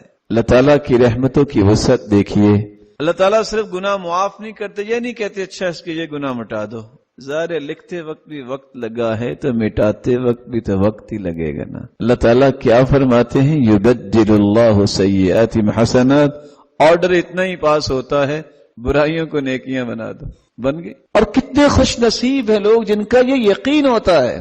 بعض لوگ مایوسی کی دلدل میں اس طرح پھنس جاتے ہیں پتہ نہیں میری بخشش ہوگی کہ نہیں ہوگی۔ جب تک آپ کا اللہ پہ یقین نہیں ہے تو آپ کو کیا ملے گا؟ انا عند ظن عبدی بی، اللہ فرماتے ہیں میں اپنے بندے کے گمان کے مطابق فیصلے کرتا ہوں۔ اذا تحرکت بی شفتہ، بندہ مومن کے ہونٹ حرکت میں آتے ہیں اللہ کی رحمت پہلے نازل ہو چکی ہوتی ہے۔ آپ یقین تو کیجئے۔ وہ یزید بن مہران کو دیکھنے کو ملا کہ ان کے ماموں باہر نکلتے لوگوں کو پیسے تقسیم کرتے، پوچھتے ہیں ماموں جان آپ کا گزارا کیسے ہوتا ہے؟ آپ لوگوں کو تقسیم ہی کرتے رہتے ہیں؟ تو مسکرا کے کہتے ہیں بیٹا جتنے میں دیتا ہوں نا اس سے زیادہ میرا رب مجھے دے دیتا ہے۔ کہا اچھا؟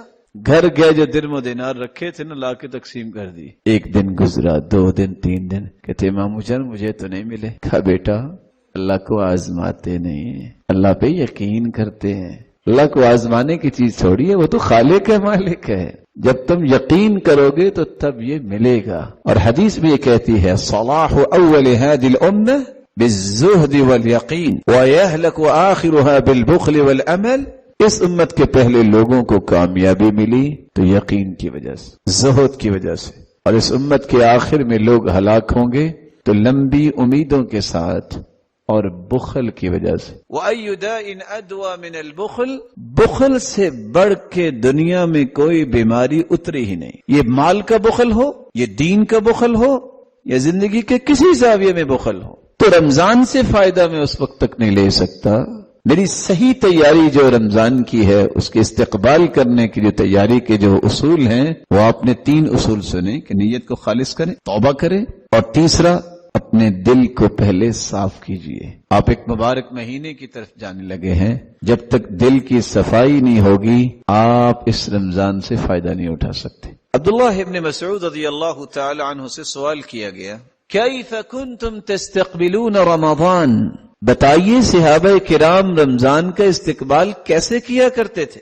تو عبداللہ ابن مسعود جواب دیتے ہیں، ما كان احدنا يجرأ على استقبال الهلال وفي قلبه ذرة حقد على اخيه المسلم، کوئی ایک صحابی رمضان المبارک کے چاند کو جب دیکھتا کسی کی جرت نہیں ہوتی تھی اس کے دل میں ذرہ برابر بھی کسی مسلمان کے بارے میں بغض اس کے دل میں ہو، صاف اور شفاف دل۔ اور یاد رکھیے گا یہ ایک راز ہے جو عبداللہ بن مسعود نے پیش کر دیا۔ اس راز کی وضاحت ایک دوسری روایت پیش کرتی ہے جو فضیل ابن عیاض بیان کرتے ہیں، لم يدرك من عندنا من أدرك بكثرة صيام ولا صلاة وإنما أدرك بسخاء الأنفس وسلامة الصدر ونصح الأمة، پہلے لوگوں کو جو مقام ملا ہے وہ زیادہ نمازوں کی وجہ سے نہیں،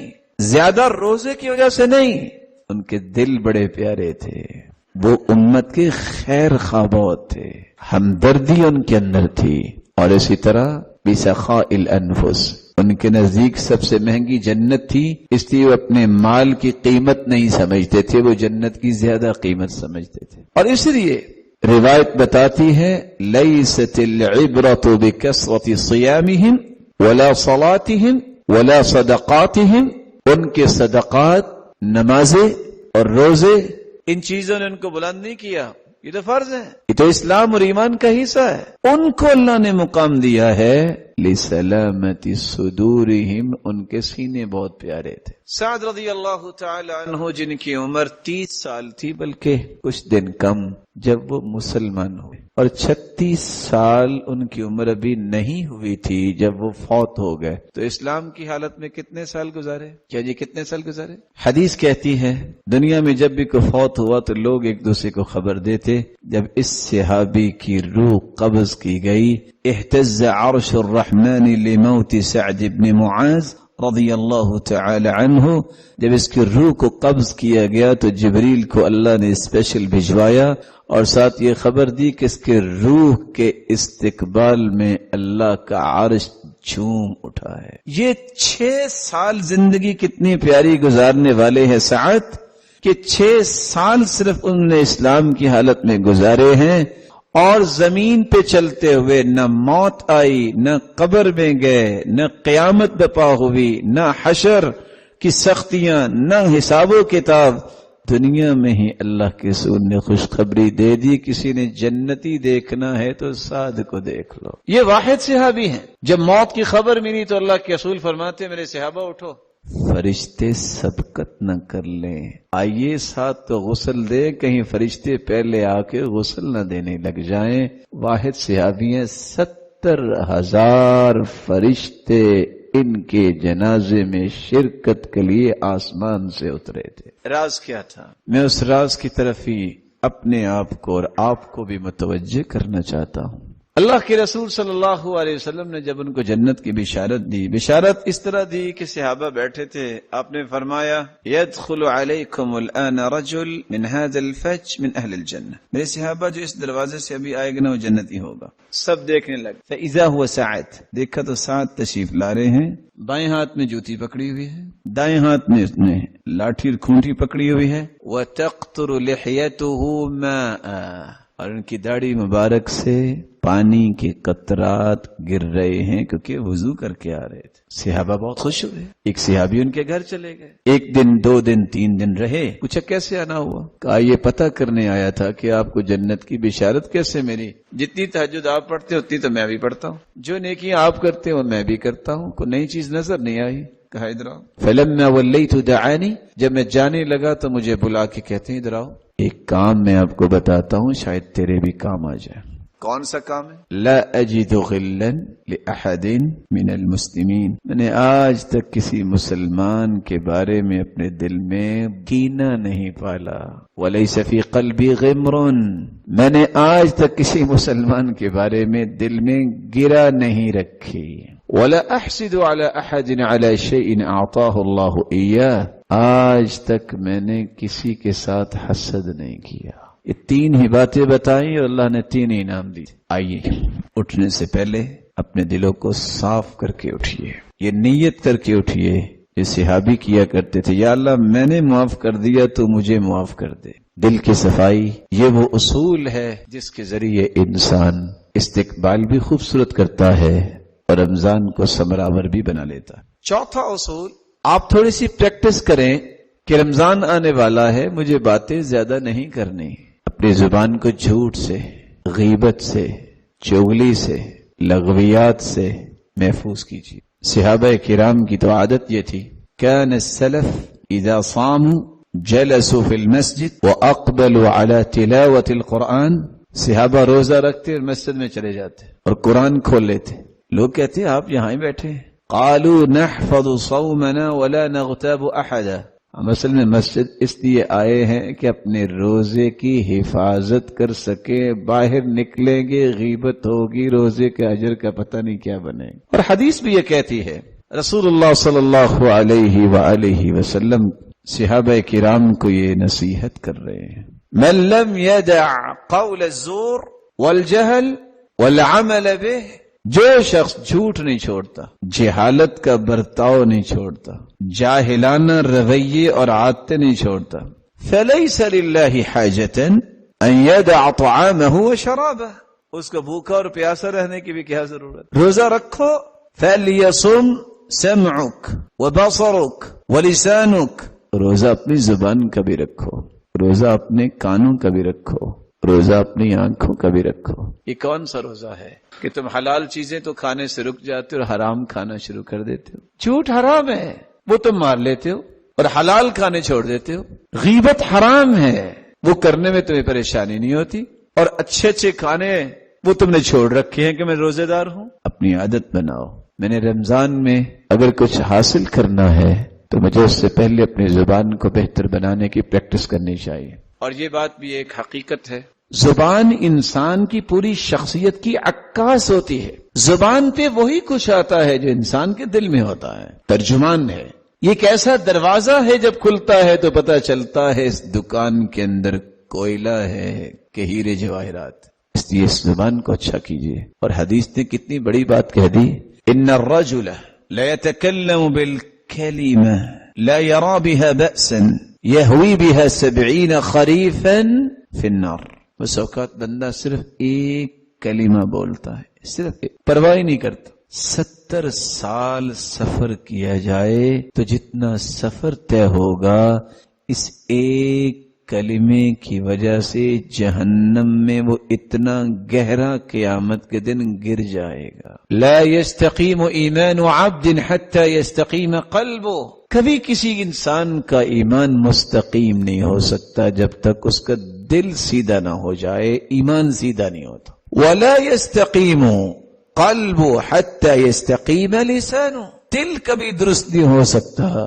جب تک زبان درست نہ ہو۔ اور یہاں یہ بات بھی میں آپ کی خدمت میں پیش کر دوں، جو شخص زبان کی حفاظت نہیں کرتا پوری زندگی متقین کی صف میں کھڑا نہیں ہو سکتا۔ ولا ورع لسیء الخلق، جس کا اخلاق اچھا نہیں ہے زندگی میں کبھی متقی نہیں بن سکتا، اس کو بولنے کی تمیز ہی نہیں ہے۔ سلف صالحین تو اتنی احتیاط کرتے تھے، امام احمد بن حنبل رحمۃ اللہ علیہ، ان کے پاس جب ایک شخص نے کہا فلان کذاب، فلان راوی جو حدیث کا ہے وہ کذاب ہے، سے روایت نہیں لی جائے گی، کہتے ہیں اکسو الفاظک، ذرا الفاظ اچھے بولو، آپ یہ کہو نا لا بأس بی، اس کی روایت لینی نہیں ہے. کیوں نہیں لینی؟ جھوٹ بولتا ہے، اور جھوٹے آدمی کی روایت قبول نہیں کی جاتی. الفاظ اچھے.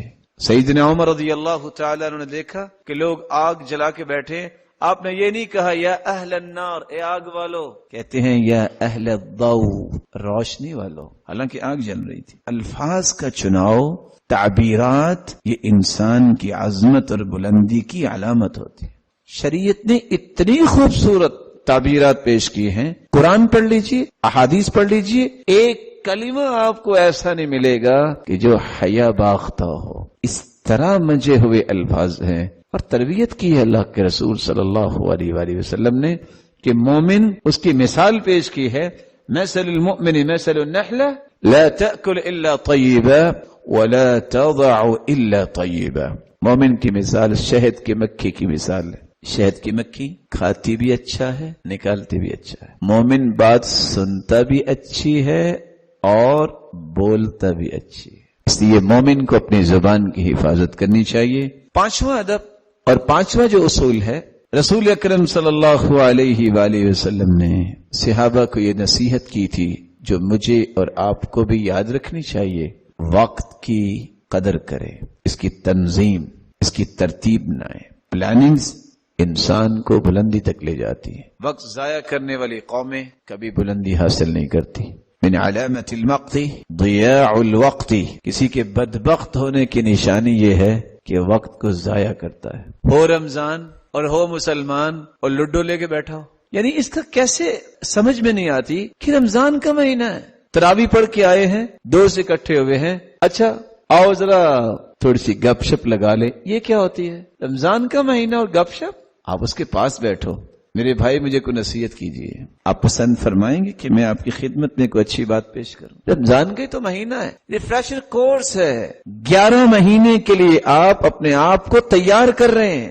سلف صالحین وقت کی کتنی قدر کیا کرتے ہیں. آپ یہ سن کے حیران ہوں گے. جب ایک شخص جا رہا تھا، ایک شخص نے کہا اچھا رکو ذرا میری باتیں سن لو. کہتے اچھا تم سورج کو پکڑ کے کھڑے ہو جاؤ تاکہ یہ غروب نہ ہو جائے، کیونکہ میں نے بہت سارے نیکی کے کام کرے، غروب ہو گیا تو کون کرے گا، تو میں تم سے باتیں کر لیتا. رسول اکرم صلی اللہ علیہ وسلم نے فرمایا تھا اغتنم خمسا قبل خمس، 5 چیزوں کو 5 چیزوں سے پہلے غنیمت جانو. پہلی چیز شبابک قبل حرمک، جوانی کو غنیمت جانو بڑھاپے سے پہلے. کر لو سجدے جوانی میں، سنا ہے کہ بڑھاپے میں اشارے ہی ہوتے ہیں. آج وقت ہے، سجدے کر لو. وصحتک قبل سقمک، آج صحت ہے، بیماری سے پہلے اس کو غنیمت جانو. بیماری آ جائے، بڑے سے بڑے کڑیل جوان جو ہیں وہ حرکت نہیں کرتے. بعض قصے انسان کو بڑی عبرت دیتے ہیں. راجوال میں ایک بہت بڑا پہلوان اپنے آپ کو کہنے والا، جب اسے کہا جاتا نا کہ آپ اللہ سے ڈر جاؤ، نمازیں پڑھا کرو، تو پہلوان اتنا تھا تو آگے سے پتا کیا کہتا تھا؟ کہتے لو کہتے اللہ سے ڈر جاؤ، میرے پاس طاقت اتنی ہے، فرشتہ ادھر سے آئے، میں نے ادھر سے تھوڑا سا لگانا اور اس سے ادھر گر جانا ہے. لا حول ولا قوت الا باللہ. پھر ایک وقت آیا جس شخص کے سامنے اس نے کہا، وہ اللہ کا نیک بندہ گیا اور جا کے اس نے سلام لینا چاہا، وہ رونے لگ گیا. کہتا ہے میرا ہاتھ تجھ تک نہیں پہنچ سکتا، میں اتنا لاغر ہو چکا ہوں. انسان کو اس جوانی کی حفاظت کرنی چاہیے، اس صحت سے فائدہ لینا چاہیے. وَغِنَاكَ قَبْلَ فَقْرِكَ، فقیری سے پہلے غنا کو غنیمت جانو. وَفِرَاغَكَ قَبْلَ شُغْلِكَ، آج فارغ ہو کل کو مشغول ہو جاؤ گے. فراغت کو غنیمت جانو، اس سے فائدہ لو، لمحات کو استعمال کرنا جانو. وَحَيَاتَكَ قَبْلَ شُغْلِكَ وَحَيَاتَكَ قَبْلَ مَوْتِكَ، موت سے پہلے زندگی کو غنیمت جانو. رسول اکرم صلی اللہ علیہ وآلہ وسلم نے جو چھٹا اصول سمجھایا ہے کہ اس مہینے کے اندر روزہ اور نماز یہ انسان کی اللہ تعالیٰ کے ساتھ تعلق کی مضبوطی کی علامت ہے. لیکن روزہ رکھتے وقت صرف کھانا نہ چھوڑیں، صرف پینا نہ چھوڑیں، پہلے نیت کریں، امید رکھیں کہ اللہ مجھے اس کا اجر دے گا. کیونکہ لفظ یہ ہے من قام رمضان ایمانا واحتسابا، ثواب کی امید بھی رکھنا، ثواب کی نیت بھی کرنا. اور دوسری روایت میں من قام رمضان ایمانا واحتسابا، جو ایمان کے ساتھ ساتھ اجر کی نیت کر کے رات کو قیام کرتا ہے غفر له ما تقدم من ذنبه، رب تعالیٰ اس کے گناہوں کو معاف فرما دیتے ہیں۔ رسول اللہ صلی اللہ علیہ وسلم کا فرمان ہے علیکم بقیام اللیل، قیام اللیل کو اختیار کرو، لازم پکڑو۔ فإنہ دأب الصالحین قبلکم، یہ پہلے نیک لوگوں کا شیوا ہے۔ وقربۃ الی ربکم، اللہ کی قربت کا ذریعہ ہے۔ مکفر للسیئات، اس سے گناہ معاف ہوتے ہیں۔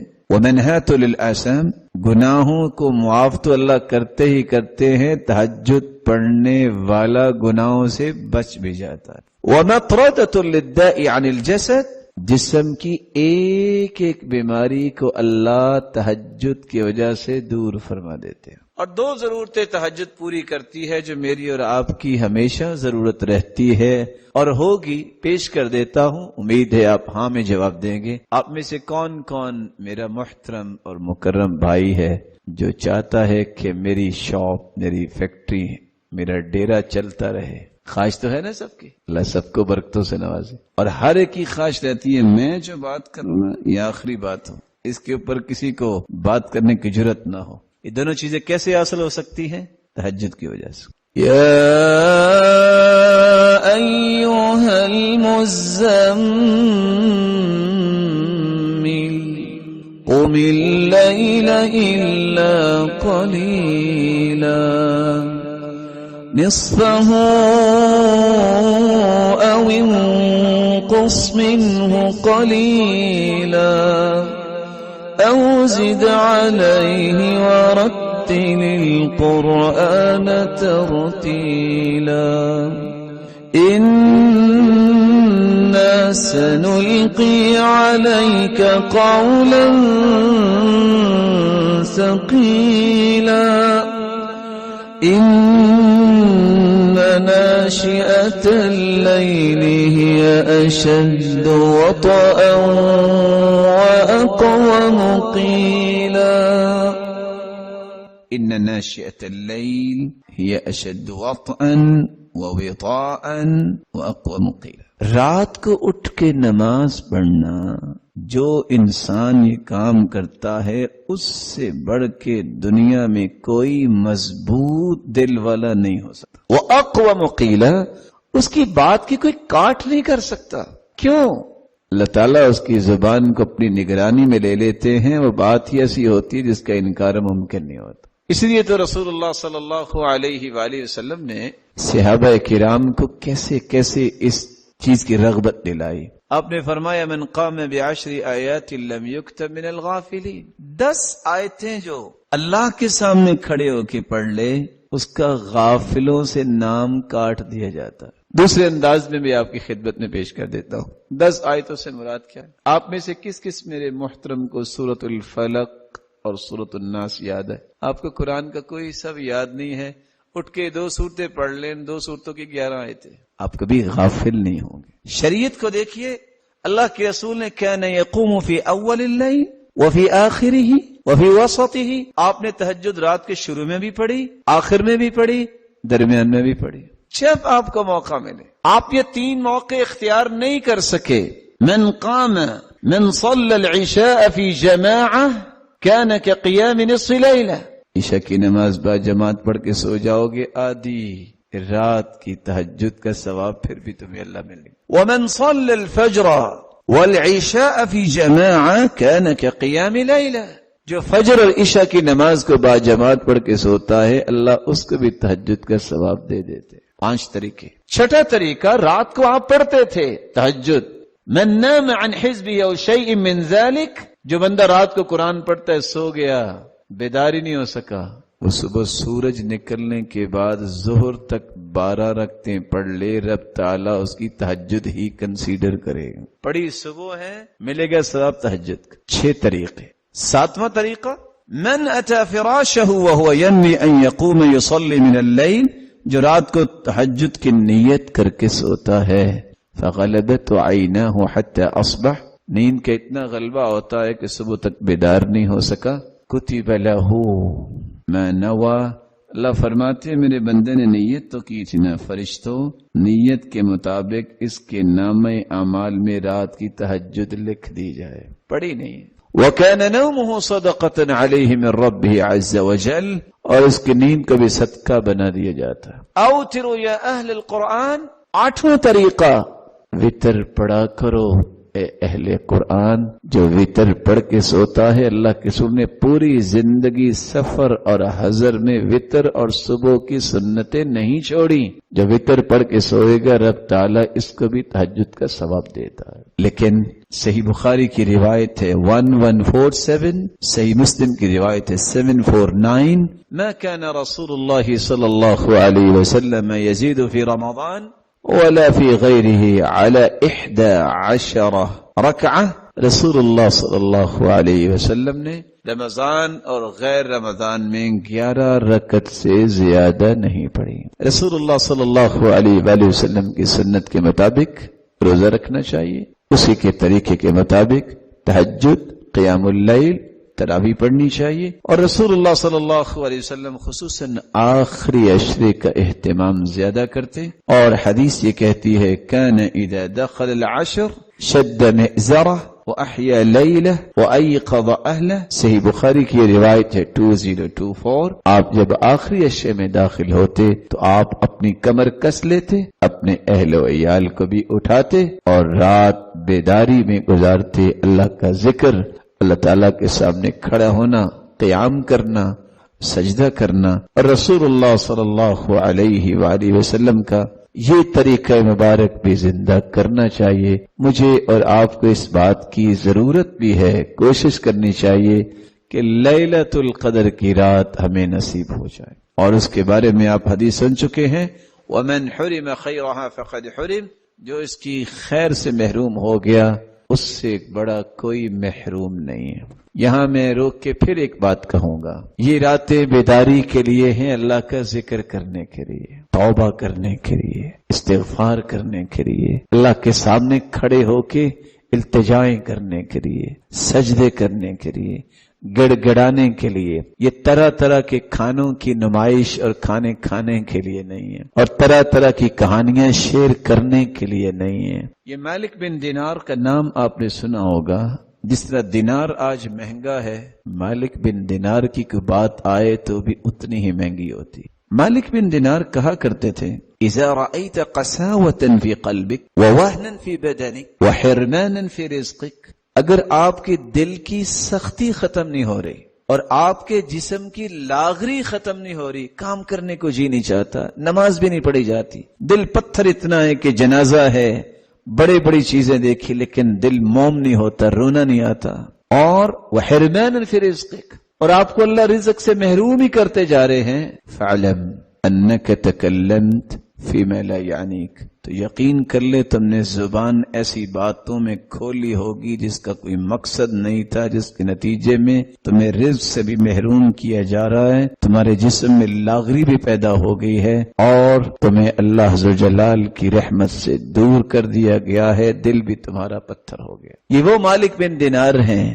جب ان کے بھانجے نے دروازے کے پیچھے چھپ کے دیکھا نا کہ رات کو میرے ماموں کرتے کیا ہیں، دروازہ بند کیا، سجادہ مصلی بچھایا، کہتے ہیں اللہ اکبر، رونا شروع کر دی، قیام میں روتے جا رہے ہیں، رکوع میں گئے رو رہے ہیں، سجدے میں گئے رو رہے ہیں، اور وہ دیکھ رہا ہے۔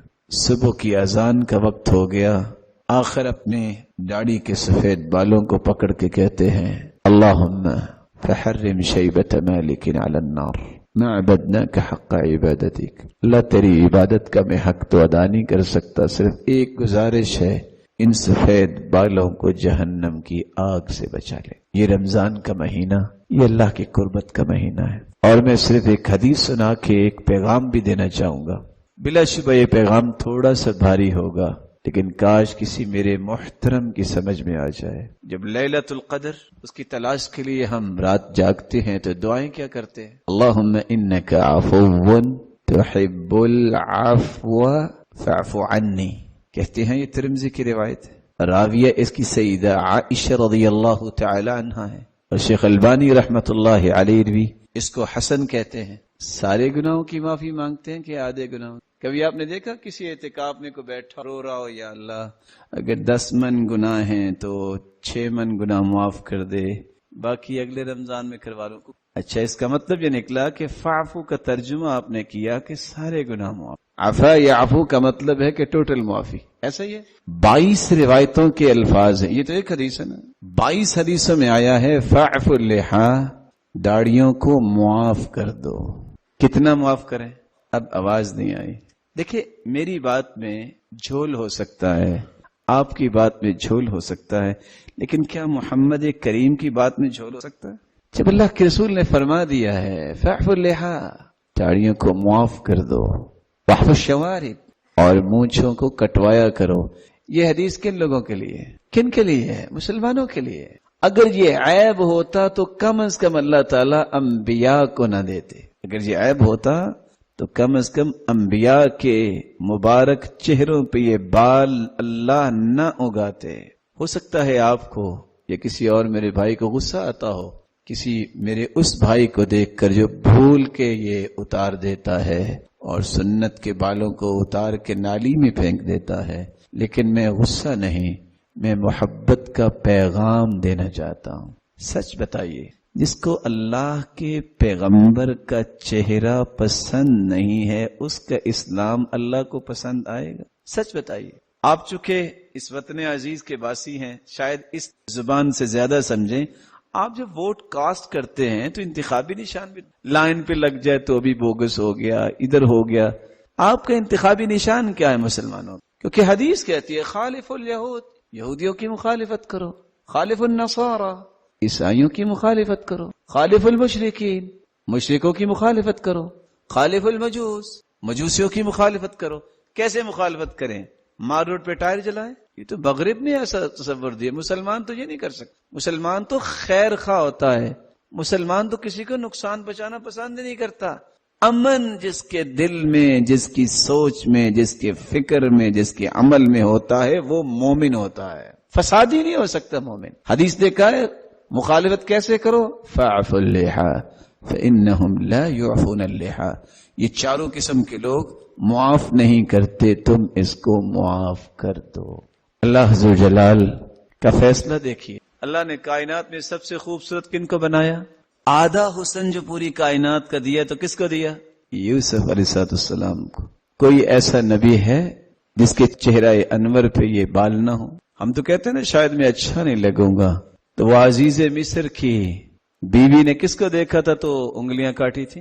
ہاں، تو اس کا مطلب ہے کہ حسن ہوا نا. لیکن کوئی میرا محترم بھائی بتا سکتا ہے تاریخ کا کوئی ورق کہ کسی بھولے ہوئے مسلمان کو جس نے شیو کی ہو دیکھ کے کسی نے ناخن بھی کاٹا ہو؟ حسن کس میں ہے پھر؟ دنیا میں ایک بیٹی کا نکاح دینے کے لیے کہتے ہیں پہلے بچہ دکھاؤ.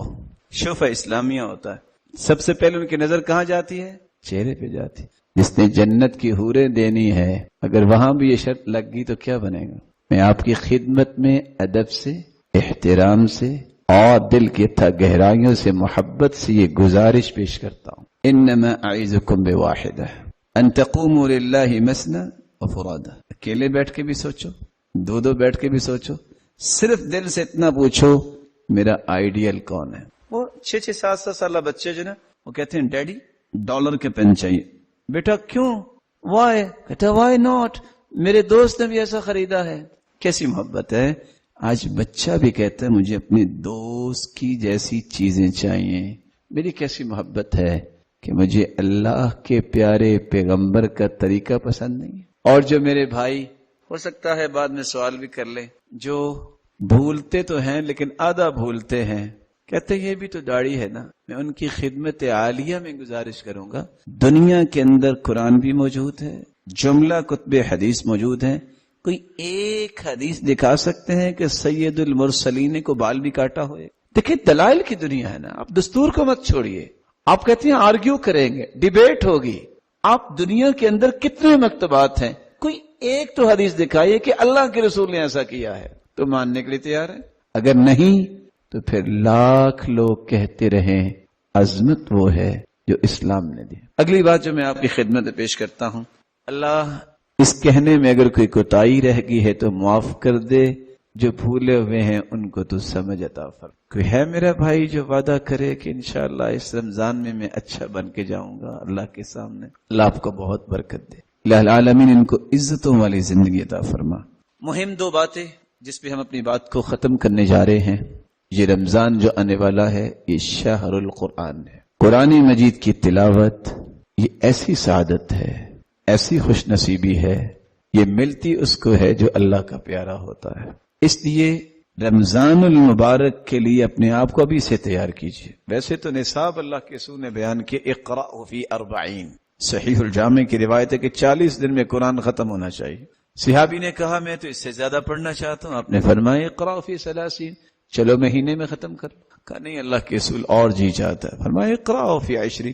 25 اور 20 دن کا تذکرہ کیا، پھر 15 اور 10 دن، پھر فرمایا 7 دن میں مکمل کرو، پھر فرمایا اقرأ فی 3. 3 دن میں پڑھو، اور 3 دن میں جو پڑھتا ہے وہ قرآن کو سمجھتا نہیں. اور ساتھ صحیح الجامع کی روایت ہے ان استطعت، اگر تمہاری طاقت ہے تو تم 3 دن سے بھی کم عرصے میں قرآن مکمل پڑھ سکتے. اگر قرآن مجید رمضان میں بھی ہم نہیں پڑھیں گے تو پھر کب پڑھیں گے؟ میں نہیں آپ کو منع کروں گا، میری کیا ضرورت ہے کہ آپ جیسے محترم لوگوں کو میں بھائیوں کو منع کروں. آپ ڈان اخبار پڑھا کریں، ہو سکتا ہے کوئی تبدیلی آپ لے آئیں اس کو پڑھنے سے. آپ نوائے وقت جنگ جو ہے وہ دیکھا کریں، لیکن ان تینوں سے پہلے وہ خبریں پڑھا کریں جو اللہ نے اتاری ہیں. وہ کون سی خبریں ہیں؟ وہ قرآن ہے، جو دستور ہے، جو آئین ہے. ان اللہ یرفع بهذا الكتاب اقواما ویضع به آخرین.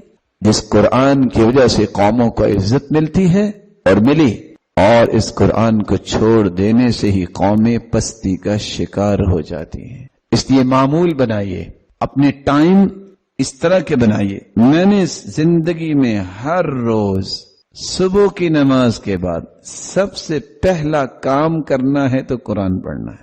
دیکھیے کہ آپ کی زندگی میں برکت کتنی آتی.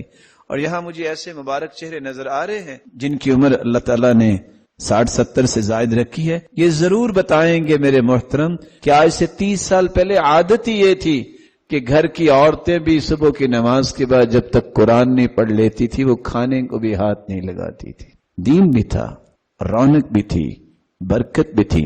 آپ بھی عادت بنائیے اور اس عادت کو اتنا پختہ کیجئے جو رسول اللہ صلی اللہ علیہ وسلم کا مزاج تھا. قرآن سے اتنی لذت ان کو ملتی. جبریل جب آئے تو جبریل سے کہتے ہیں جبریل آپ روزانہ کیوں نہیں آ جاتے؟ تو جبریل یہ آیت لے کر آئے وَمَا نَتَنَزَّلُ إِلَّا بِأَمْنِ رَبِّكَ، میں تو اللہ کے حکم کے بغیر نہیں آ سکتا.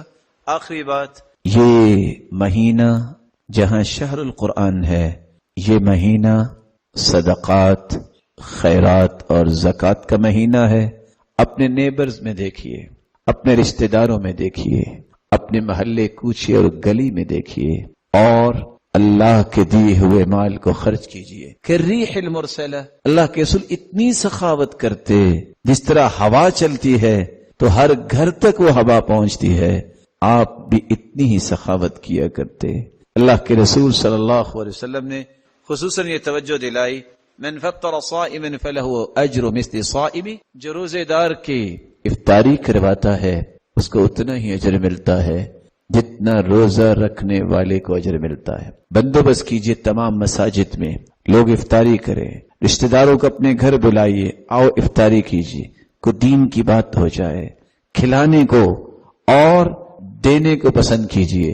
اللہ نے گاڑی دی ہے، ذرا اس گاڑی کو نکالو نا، اور نکال کے اس کے سیٹوں کو لوگوں کی بجائے کپڑوں سے بھرو نا. نکلو، کوئی بوڑھا ملے گا، کوئی آپ کو عورت ملے گی، رکو، سلام کرو، تحفہ پیش کرو، سلا کے دے دو یا سلائی ساتھ دے دو. حدیث میں آتا ہے ایما مسلم کسا مسلمن علی عری، جو مسلمان کسی مسلمان کو لباس پہناتا ہے، کساہ اللہ من خضر الجنہ، اللہ تعالیٰ قیامت کے دن جنت میں سبز رنگ کی خلعت فاخرہ اسے پہنائیں گے. وَأَيُّمَا مُسْلِمٍ أَطْعَمَ مُسْلِمًا عَلَى جُوعٍ أَطْعَمَهُ اللَّهُ مِنْ ثِمَارِ الْجَنَّةِ، جو کسی بھوکے کو کھانا کھلائے گا قیامت کے دن اللہ اسے جنت کے کھانے کھلائیں گے. وَأَيُّمَا مُسْلِمٍ سَقَى مُسْلِمًا عَلَى ظَمَئٍ، جو کسی کی پیاس کو دور کرتا ہے، سقاہ اللہ من الرحیق المختوم، قیامت کے دن اللہ جنت میں رحیق المختوم نامی پاکیزہ شراب اسے پلائیں گے۔ آئیے، یہ وہ مہینہ ہے کہ آپ اللہ کے دیے ہوئے مال اور اللہ کی دی ہوئی صلاحیتیں ان دونوں کے منہ کھول دیں۔ لوگ صدقے سے مراد صرف سمجھتے ہیں کہ مال کا صدقہ کرنا، نہیں، شریعت کا مزاج سمجھیے۔ بکل تسبیحۃ صدقہ، سبحان اللہ کہنا صدقہ ہے۔ بکل تکبیرۃ صدقہ، اللہ اکبر کہنا صدقہ ہے۔ بکل تحمیدۃ صدقہ، الحمدللہ کہنا صدقہ ہے۔ بکل تحلیلۃ صدقہ، لا الہ الا اللہ کہنا صدقہ ہے۔ والامر بالمعروف صدقہ، نیکی کا حکم کرنا صدقہ ہے۔ والنہی عن المنکر صدقہ، برائی سے منع کرنا صدقہ ہے۔ تبسمک فی وجہ اخیک لک صدقہ، کسی مسلمان بھائی کو خندہ پیشانی سے مسکرا کر ملنا صدقہ ہے۔ تسلیمہ من لقیہ، کسی مسلمان کو مل کے سلام کہنا صدقہ ہے۔ واستغفر اللہ، اللہ ذو جلال سے اپنے گناہوں کی بخشش مانگنا، استغفر اللہ کہنا صدقہ ہے۔ یعدل الشوک والحجر والعظم عن الطریق، راستے سے ہڈی، پتھر، کانٹے اٹھا کے راستے کو صاف کرنا صدقہ ہے۔ کل معروف صدقہ، ہر نیکی کا کام صدقہ ہے۔ کل قرض صدقہ، کسی کو قرض دو گے صدقہ ہے۔ الضیافۃ ثلاثۃ ایام فما فوق ذلك فهو صدقہ، 3 دن مہمان نوازی ضروری ہے، جو اس سے زیادہ کرتا ہے وہ صدقہ ہے۔ آپ صلی اللہ علیہ وسلم نے فرمایا تسمع الاصم والابکم صدقہ، کسی نبینے کو، کسی ایسے انسان کو جو صحیح سن نہیں سکتا، اس کی حاجت اسے سمجھا دینا صدقہ ہے۔ کوئی نبینہ نظر آئے، آگے بڑھ کے اس کا ہاتھ تھام لیجئے۔ آپ کہاں جانا چاہیں گے؟ میں آپ کی کیسے خدمت کر سکتا ہوں؟ تسعى بشدت ساقیک الى اللحفان المستغیث، کوئی پکار رہا ہے اپنی مدد کو، دوڑ کے جانا صدقہ ہے۔ رسول اللہ صلی اللہ علیہ وسلم نے فرمایا ما اطعمت زوجتك فهو لك صدقہ، بیوی پہ خرچ کرنا صدقہ ہے۔ وما اطعمت ولدك فهو لك صدقہ، اپنی اولاد پہ خرچ کرنا صدقہ ہے۔ وما اطعمت خادمك فهو لك صدقہ، اپنی متحدی میں کام کرنے والے پہ خوشی کے ساتھ خرچ کرنا صدقہ ہے۔ وما اطعمت نفسك فهو لك صدقہ، خود بھی کھاؤ اس لیے طاقت ملے گی، اللہ کی عبادت اچھی کروں گا، لوگوں کے ساتھ خیر خواہی اور ہمدردیاں کروں گا، میں لوگوں کے کام آؤں گا، صدقہ ہے۔ رسول اللہ صلی اللہ علیہ وسلم نے فرمایا تعدل بین اثنین صدقہ، 2 لوگوں کے درمیان عدل کی بات کرنا، سلو کروا دینا صدقہ ہے۔ رسول اللہ صلی اللہ علیہ وسلم نے فرمایا کسی کو اپنی سواری کے ساتھ بٹھا لینا صدقہ ہے، کسی کا سامان اٹھا کے سواری پہ رکھ دینا صدقہ ہے۔ ایک صحابی آگئے، کہتے ہیں یا رسول اللہ، ابو ضمضم الغفاری، جیبوں میں تو کچھ نہیں ہے لیکن صدقہ کرنا چاہتا ہوں۔ میرے صحابی وہ کیسے کرو گے؟ کہتے ہیں انی اتصدق بعرضی علی من نالہ وفی روایت قذفنی او شتمنی، اللہ کے رسول مال تو نہیں ہے لیکن میں اپنی عزت کا صدقہ کرتا ہوں، آج کے بعد مجھے کوئی گالی دے، مجھ پہ کوئی الزام لگائے، میری کوئی بےعزتی کرے، میں غصہ نہیں کروں گا، میں اپنی عزت کا صدقہ کرتا ہوں۔ اللہ کے رسول نے فرمایا تیرا صدقہ کتنا ہی پیارا ہے۔ آج یہ وقت ہے معاشرے میں خوشیاں بانٹنا سیکھیے، معاشرے کے اندر خوشیاں تقسیم کرتا ہی وہ ہے جو خوش نصیب ہوتا ہے۔ کسی نے پوچھا تھا من اسعد الناس، کون ہے جو سب سے زیادہ خوش نصیب ہو؟ تو جواب ملا من اسعد الناس، جو لوگوں کو زیادہ خوشیاں دینے والا ہے وہ سب سے خوش نصیب ہے۔ پھر پوچھا ومن اسعد الناس، تو لوگوں کو زیادہ خوشیاں دیتا کون ہے؟ قیل من اسعد الناس، جو جتنا زیادہ خوش نصیب ہوگا اتنی زیادہ خوشیاں آپ کو دے گا۔ فاقد الشیء لا یعطی، جس کی جیب خالی ہے وہ کسی کو کچھ نہیں دیتا، جس کی جیب بھری ہوتی ہے وہی دوسروں کی جیبوں کو بھرتا ہے۔ خوش نصیب بنیے، خوش بخت بنیے، بختور بنیے، اور اس رمضان میں اللہ کے دیے ہوئے مال سے فقیروں پر، مسکینوں پر، ضرورت مندوں پر، اور ایسی عورتیں جن پہ اولادوں کی تربیت آن پڑی، ان کے خامد دنیا سے چلے گئے۔ صحیح بخاری اور صحیح مسلم کی روایت ہے، الساعی علی الارملہ والمسکین کالمجاہد فی سبیل اللہ وکالقائم الذی لا یفطر وکالصائم الذی لا یفطر۔ صرف کوشش کرنے والا مسکینوں پر، بیوگان کے لیے کوشش کیا ہے؟ بلا شبہ رمضان میں گرمی ہو، اللہ آپ کی حفاظت فرمائے۔ اب آرام سے اپنے کمرے میں بیٹھے ہیں، آپ نے اے سی آن کیا ہے، آپ ٹیکسٹ میسج کر دیں، آپ ای میل ڈال دیں، آپ ٹویٹ کر دیں، آپ واٹس ایپ پہ شیئر کر دیجئے، آپ لکھ کے کسی کو بھجوا دیں، کال کر دیں، فلاں ضرورت مند ہے تو اس کی ضرورت کو پورا کرنا چاہیے۔ مجرد کوشش، خرچ کی بات نہیں میں کر رہا، تو بہت اونچا درجہ ہے۔ صرف کوشش کرنے والا، اس کو اجر اتنا ملے گا جتنا وہ کافر کے ساتھ جہاد کر رہا، کالمجاہد فی سبیل، اتنا اجر ملے گا گویا کہ اس نے ساری زندگی تہجد پڑھی، کوئی ناغہ نہیں کیا، اور ساری زندگی روزہ رکھا اور کوئی ناغہ نہیں۔ آئیے اس مشن کو اختیار کرنے کے لیے دعا کیجیے، اللہ ذوالجلال میری اور آپ کی مدد فرمائے، اللہ تعالیٰ آپ سب کو اپنی حفاظت میں رکھے، اور اللہ ذوالجلال جتنے یہ روشن چہرے بیٹھے ہیں سب کے گناہوں کو معاف فرمائے، سب کو عزت، رحمت، برکت، خوشی اور صحت والی لمبی زندگی عطا فرمائے۔ جو صاحب اولاد ہیں اللہ تعالیٰ ان کے اولادوں کو نیک بنائے، دست و بازو بنائے اور آنکھوں کی ٹھنڈک بنائے۔ بے اولاد ہیں تو اللہ تعالیٰ ان کی جھولیوں کو بارونق بنائے، مال والے ہیں تو ان کے مال میں برکت فرمائے، اور ان کو حاسدوں کے حسد سے بچائے، شریروں کی شرارت سے بچائے۔ مولا کریم جس طرح یہاں جمع ہیں سب کو جنت الفردوس میں جمع فرما، اپنے والدین اپنی اولادوں کے ساتھ اپنے محبوب کی رفاقت نصیب فرما، اور اپنے دیدار کا مستحق بنا۔ وآخر دعوانا الحمدللہ۔